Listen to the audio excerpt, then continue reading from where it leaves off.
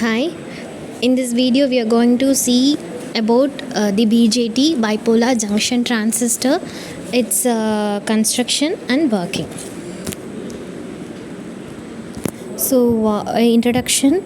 BJT is a three-layer device which have three terminals. It is a semiconductor device. It comprises of an N-type semiconductor sandwiched between two P-type semiconductors, or a p-type that will be sandwiched between two n-type semiconductors. So it is called as NPN or PNP transistor in short. Actually, the p-type semiconductor and n-type semiconductor we have seen in already previous video as a diode.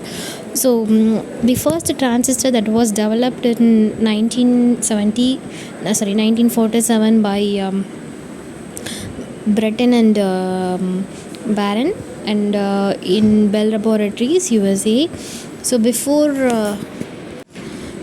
the invention of vacuum tubes, transistors, vacuum tubes were used that were very expensive, and it occupies a larger space. So for inconvenient matter, we are going for smaller size, lighter weight transistors, and it also operates in the lower voltages. So we are having the transistor now.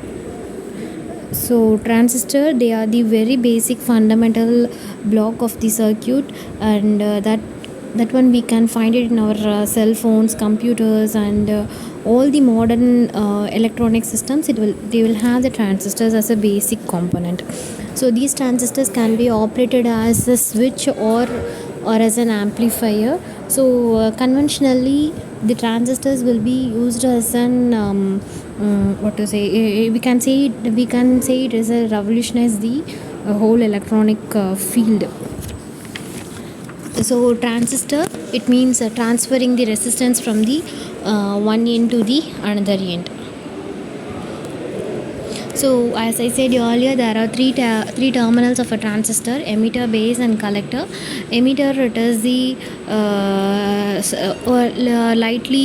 heavily doped and moderate size, and base, it is the lightly doped and thin size, and collector, it is the larger in size than the emitter, and it is moderately doped. Types of transistor, on the whole we can say there are two types of transistors. One, it is BJT and FET. We can say BJT, it is a bipolar device, and FET, it is an unipolar device. BJT, you are having two types, NPN and PNP, and FET, you are having MOSFET and JFET, junction field effect transistor, and metal oxide semiconductor field effect transistor. So these are the symbols of NPN and PNP transistor. We know already that there are three terminals of transistor, that is base, emitter, and collector. This emitter terminal arrow mark decides which type of transistor it was. So if the arrow mark is facing outwards, it is an NPN transistor. If the arrow mark is facing inwards, it is called as PNP transistor. So that means NPN transistor is p-type semiconductor that was sandwiched between the n-type semiconductors, and PNP, n-type semiconductor material, is sandwiched in between the p-type semiconductors. The construction, we can say BJT, we have three different. So there are three regions of BJT: emitter, base, and collector. To have the construction, that is the biasing, emitter base should be forward bias and collector base should be reverse bias. If we are having NPN transistor, so NPN transistor, the emitter is of N-type, base is of P-type. So for connecting biasing, emitter N-type, that is connected to the negative terminal of the battery, and P-type has to be connected to the positive terminal of the battery. And similarly, collector base should be connected in the reverse biasing. So we know that while connecting the emitter base in the forward biasing, that there will be a lesser in depletion layer, so that the emitter's magnetic carriers will be pushed to the base region, and we have connected the collector base region as reverse biasing. All those magnetic carriers that was pushed in the emitter will be collected in the collector region. So this is how an NPN transistor works. So we are connecting it in the this is of PNP transistor diagram. So we have seen that the forward bias should be placed in the emitter base and reverse bias should be in the collector base. Comparatively, the reverse bias voltage should be larger than the forward bias voltage. So here on having this, so that first you consider NPN transistor. There will be the magnetic carriers as electrons, so electrons will be pushed towards the base junction, and there in emitter terminal there is a reverse bias, so all those electrons will be collected in the collector terminal. Okay, so this is how the emitter will emit the magnetic carriers and the collector will collect the magnetic carriers. Even though the emitting and collecting takes place and there is an magnetic carrier flow in this particular working, there are some minority carriers will try to pass through the depletion layer. Thus minority carriers also contribute the current.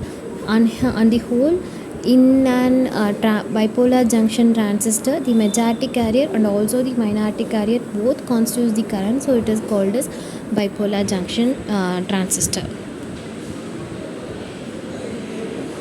This is PNP transistor working. So PNP, so P type material is connected to the positive terminal of the battery and N type base is connected to the negative terminal of the battery. VEB, it is the input voltage we have given. So again the same scenario happens. So P type magnetic carriers or the holes, that holes will be repelled holes will be repelled towards the base junction and it crosses the junction, and here the collector base is reverse bias, so all those holes that are emitted from the emitter terminal will be collected in the collector terminal, so the magnetic carrier flow will be there due to the holes. And due to reverse biasing, the depletion layer will be there in collector base junction.